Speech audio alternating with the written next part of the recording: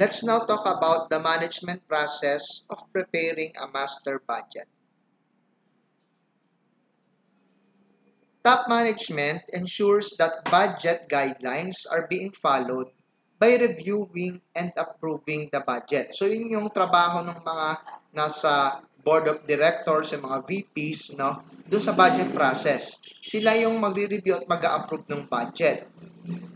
This will prevent lower level managers to use the budget process for their advantage by preparing mediocre standards and bloating the budget. So yung ginagawa ng top management, ang goal nito is para maiwasan na mag-set ng masyadong mababang budget standard yung mga manager. And syempre, para mas madali silang mag-promote. Or, lagyan nila ng patong yung budget for, well, still, for personal interest. No? So kapag kasi bloated yung budget mo, ibig sabihin, meron kang mas marami kang resources na magagamit. So parang marami kang allowance for failures. Diba?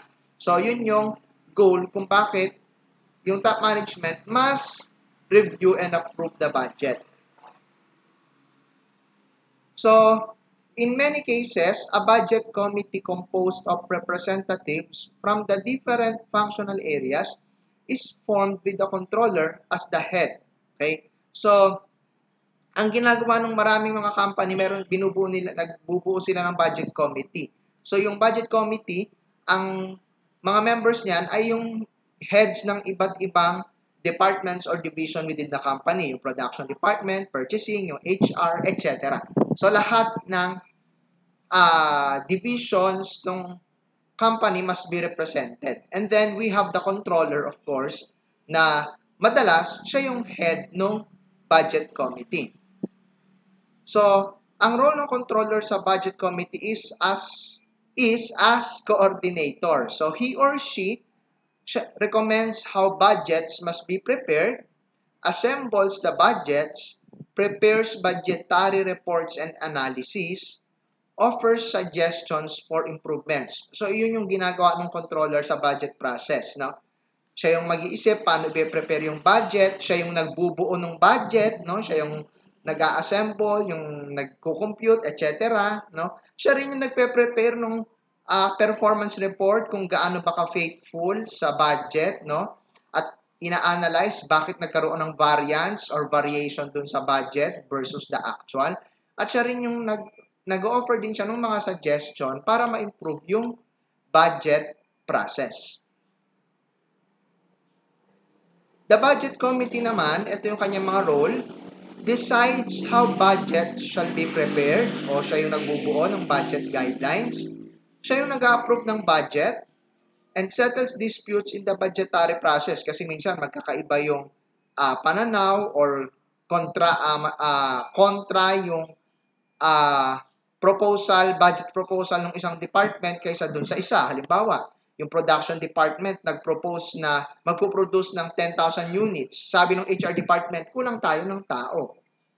So those things, no, ay pwedeng mag-arise or pwedeng mag-cause ng dispute sa budgetary process. So, doon sa budget committee, so magkakaharap lahat ng department, dyan yung forum para ma-settle yung mga ganong differences. Ang budget committee din yung nagre-receive ng budget reports, no? Yung budget reports yung pine-prepare ng controller, yung mga variance at analysis ng variance, bakit nagkaroon ng overspending or underspending versus the budget. The budget committee also makes budget policy decisions about revision, implementation, and administration. The budget period varies depending on the type of budget. Okay? So, ang ibig sabihin ng budget period, for how long ba yung ipe-prepare na budget? For a year? For a quarter? So, depende. If it's a master budget, normally, ito ay pine-prepare for each quarter or pwede rin siyang pinaka-maximum na siguro itong 1 year, no? So, quarterly or annually overall financial and operating plan, no? Pag capital budget, so ito yung mga major expenditures for plant, equipment, or product lines. So, yung budgeting dito, ang coverage is mahaba-haba ito, no? Yung coverage ng budget period is from 5 to 10 years. Responsibility budgets, ito naman yung monthly report on the budgetary performance of a particular segment. So ito yung sinasabi ko kanina na i-compare yung actual performance dun sa budget na na-prepare at i-analyze bakit nagkaroon ng significant deviation from the budget. Halimbawa, masyadong mataas ang kuryente, bakit masyadong napataas yung bayad sa personnel. So i-analyze kung bakit. So, yan po yung tinatawag na responsibility budgets. Cash budget naman varies from day to day to monthly basis. So, pag sinabing cash budget, ito yung parang forecast ng cash inflows and outflows. So, pwede itong gawin, pwedeng per day, pinaka-maximum na is 1 month. I think nakakita na rin ako ng 1 quarter. No, meron ding 1 year na cash budget. Continuous budget, o ito naman, is a budget that is constantly reviewed and updated. Another period, usually a month, is added every end of the period. So, constant yung budgeting process, no? So, kapag natapos yung isang period, magpe-prepare ng isa pang budget para sa isa pang period. So, halimbawa, 1 year. So, halimbawa, January to December.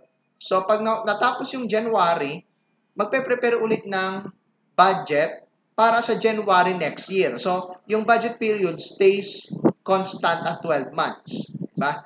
So, from January to December, natapos yung January this year. So, ang susunod na budgeting period, no, maglalagay lang ng isa pang month doon sa end ng budgeting period. So, January next year. So, magiging budget period na is February this year up to January next year.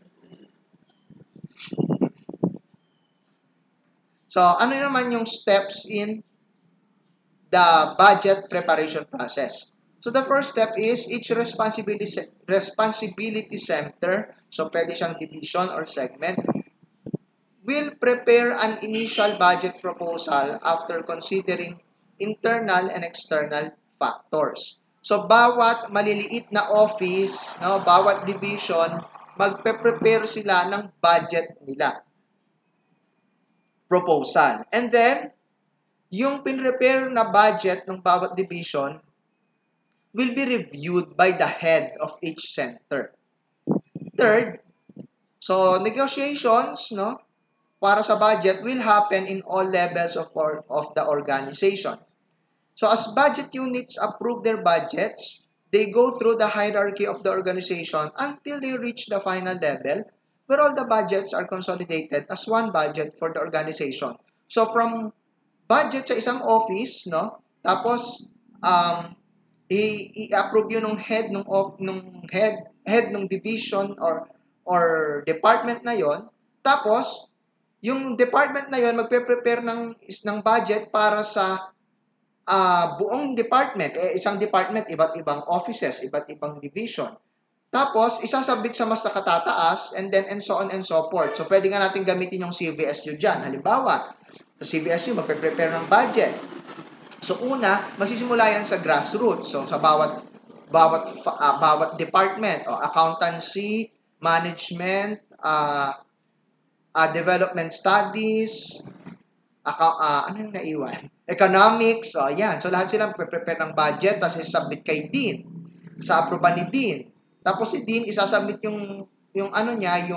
yung proposed budget, no, doon sa VP for Academic Affairs. Si VP for Academic Affairs, maraming mga colleges under niya. Diba? Meron kang CMDS, may CEIT, may College of Nursing, may CCJ. So, lahat yun pupunta kay VP for Academic Affairs. So, siya yung mag-a-approve. Tapos, si VP for Academic Affairs, pag na-approve na niya yung lahat ng budget sa lahat ng colleges under niya, isasubmit niya sa President. So, parang ganun din yung nangyayari sa mga companies. No? From the smallest office pataas hanggang makarating sa Board of Directors. So, pag nakarating na siya sa taas, no? So, pag nakarating na, pag lahat ng department nakapag-prepare na nung mga budgets nila, i-consolidate ito, no, ng budget committee. So, i-review and i-approve ng budget committee. And then, ipapasa sa CEO, then the CEO approves the budget and submits it to the Board of Directors. So, ang kaibahan naman, no, nung budget making process, no, Kasi yung steps na diniscuss natin, itong mga to is, ang setting nito is mga organization na manufacturing company. No?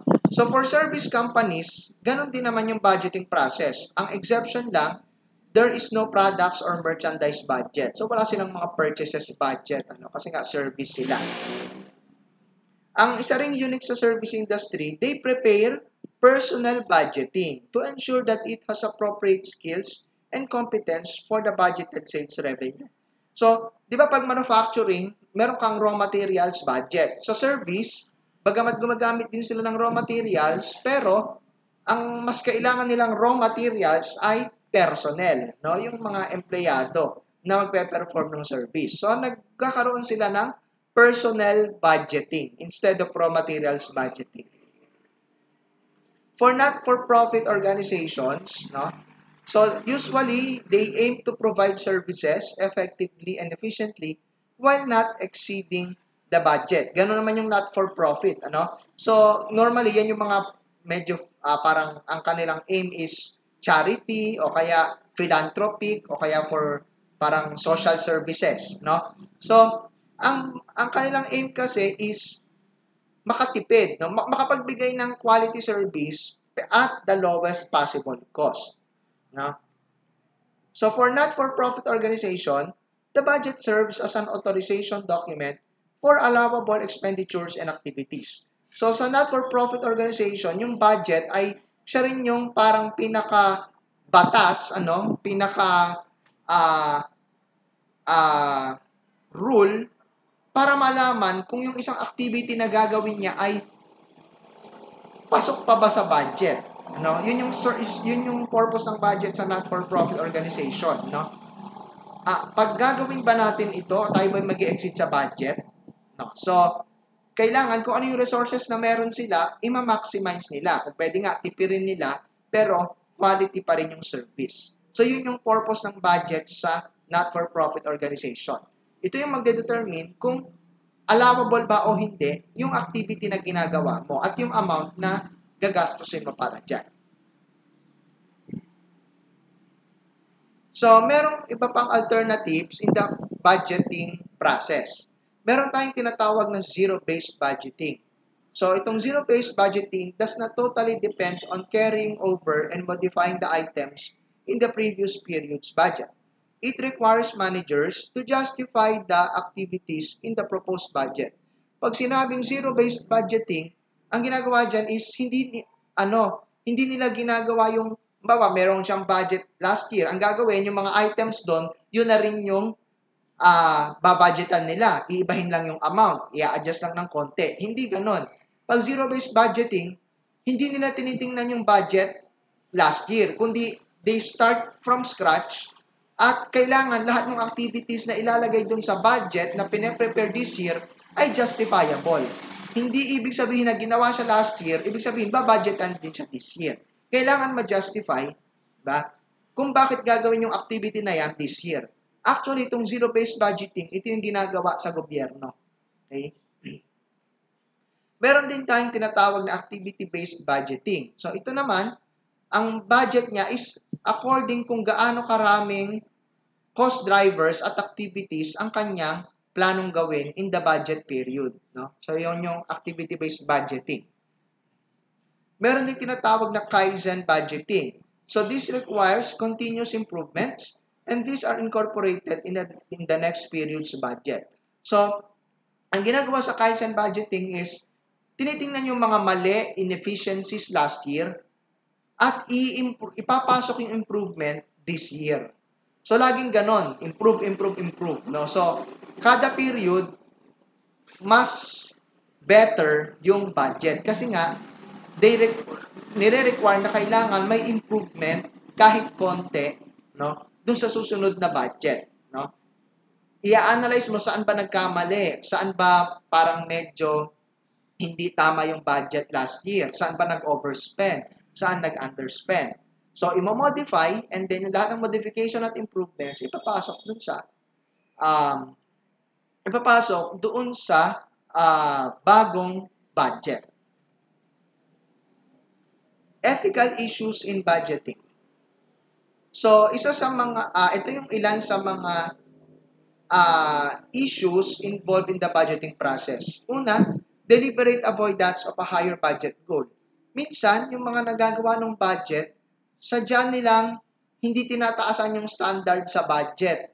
No? Bakit? Kasi yung budget, yung nagiging ginagamit na yardstick para sa kanilang promotion. So, para madali silang ma-promote, edi yung budget, gagawin nilang low standard budget. No? Para pag low standard, madali nilang ma-achieve, madali silang mapopromote. Budget slack. Ito naman yung sadyang tinataasan ng mga empleyado yung hinihingi nilang budget. Bakit? Para magkaroon sila ng allowance in case of error. Halimbawa, pasimplihin natin, humingi ka ng budget for, kunwari, for typewriting paper. So, ang magagamit mo lang naman ay 10. Pero ang hiningi mong budget, 50. Bakit? Kasi iniisip mo, at least para pag magkamali ako, meron pa akong extra magagamit. Yun yung budget slack. Humihingi ka ng mas malaking amount para magkaroon ka ng allowance in case na magkaroon ka ng error. So yung ganito, pwede siyang mag-encourage ng mediocre performance from the employees. Exhausting the budget to avoid future budget slashes. Ang ibig sabihin nun is, halimbawa, magtatapos na yung taon, tapos nakita nyo, uy, ang dami pang natitira. Kailangan ubusin na yan. Bakit? Kasi iniisip ng mga empleyado at saka ng mga lower level managers, pag nalaman ng mga bosses nila na, ang dami palang naging labis last year. So, mangyayari, baka next year, i-cut na yung amount na budgeted para dun sa mga resources. Kasi nga, na-realize yung nasa taas, sobrang dami pa rin na budget natin last year. Tinan mo, ang daming labis. So, liitan natin. So, para maiwasan yun, ng mga nasa baba, ang ginagawa ng mga nasa baba minsan, pag matatapos na yung period at marami pang natitira, inuubos nila. So, yun yung exhausting the budget. Goal congruence issues. Ang ibig sabihin naman nito is, yung goal ng mga nasa baba, yung mga rank and file employees, lower level managers, ay hindi tugma dun sa goal ng mga nasa taas. Diba? So, halos nabanggit na nga natin to. Halimbawa, yung goal ng mga nasa baba, gusto nila ma-promote. So, ang gusto nila, yung budget hindi masyadong higpit. Ang gusto naman ng mga nasa taas, makatipid ng resources. Diba? Hanggat maaari, wag gumastos. So, hindi tugma. No? Yung isa gusto, mga nasa baba, mataas na amount para sa budget. Yung nasa taas naman, ang gusto, makatipid. So, titipirin nila yung budget. So, yun yung isa example ng goal congruence issues. Hindi bangga yung goals ng mga tao within the entity. So, dito sa issue na to, pumapasok yung tanong, ano ba ang dapat gamitin sa pag-prepare ng budget? Authoritative or participative budgeting? Pag sinabing authoritative budgeting, no, ito'y top-down approach budgeting. The budget for the whole organization is prepared by top management. So, pag authoritative budgeting, manggagaling sa taas yung budget. Yung mga nasa baba, susunod na lang kung ano yung binudget. So, advantage nito, better decision-making control. Yung mga nasa taas, dahil sila yung nag-prepare ng budget, no, kontrolado nila kung paano gagalaw yung mga nasa baba, paano nila gagamitin yung resources. Kasi, tinipid, no? Kasi mga nasa taas yung nag-prepare. Ang disadvantage, it does not encourage commitment from lower level managers. Bakit? Kasi yung mga lower level managers, hindi sila involved doon sa pag-prepare ng budget. Kumbaga, isinubo na lang sa kanila. No? So, kumbaga, tinatamad sila na parang hindi naman kami nag-prepare nito, basta na lang binigay. Diba? So, wala silang commitment na ma-meet yung standard na nire-require ng budget. Pag sinabi namang participative budgeting, ito naman yung bottom-up approach. People affected by the budget participate in preparing it. So, dun sa participative budgeting, yung budget nagsisimula sa baba. Tinatanong yung mga nasa baba. Sila yung nagpe-prepare, nagpo-propose sila ng budget. Tapos pinapa-approve pataas. No? So, parang yung kanina, no? Yung sinabi ko, yung sa CVSU. Nag-start sa accountancy department, management department, lahat ng departments, ipapasa sa dean. Tapos from the deans, ipapasa sa VP. So, ganon. Ang participative budgeting. So, ang advantage nito, top management understand the situation in the grassroots. The lower level managers understand the dilemma of the top management. So, nagkakaroon ng pagkakaintindihan, no? So, dahil nagpa-participate yung mga nasa baba, no? Sila yung maapektuhan ng budget, sila yung gagamit ng mga resources na binabudget, nalalaman ngayon ng mga top management ano ba yung mga hinaing nila, saan sila nahihirapan. And at the same time, yung mga lower level managers naman, nalalaman din nila ano ba yung point of view ng top management. Bakit ba nila gustong i-reduce to, i-reduce yung cost dito, etc. So it's an effective communication tool. So itong participative budgeting will more likely encourage commitment of employees. Kasi nga, sila mismo yung nag-prepare ng budget, sila yung nag-propose. So dahil ikaw yung nag-budget para sa sarili mong department, nandun yung commitment mo, natutuparin mo kung ano yung binudget mo. No, you will stick to the budget kasi ikaw nag-prepare niyan. 'Di ba? Ikaw nag-propose niyan. So, meron ngayong commitment from the grassroots na they will be faithful to the budget. Kasi tinanong sila nung nag-prepare ng budget. Parang ang sagwa naman na kayo ang nag-prepare ng budget tapos kayo rin yung sariling lalabag sa budget nyo. Ang disadvantage nito is this may lead to mediocre targets. Bakit? Kasi nga, sa participative budgeting, tinatanong mo yung mga nasa baba kung ano yung gusto nilang budget, magkano. Syempre, ang tendency nga nila dyan is taasan yung budget, di ba? Para hindi sila mahirapang i-meet yung standard na ito yung budget. At saka para magkaroon sila ng budget slack na na-discuss natin kanina.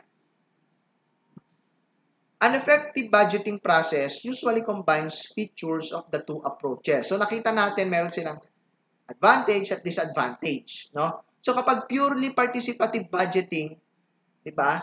Parang ang nasunod na lang yung mga nasa baba, di gagawin naman yan ang asal.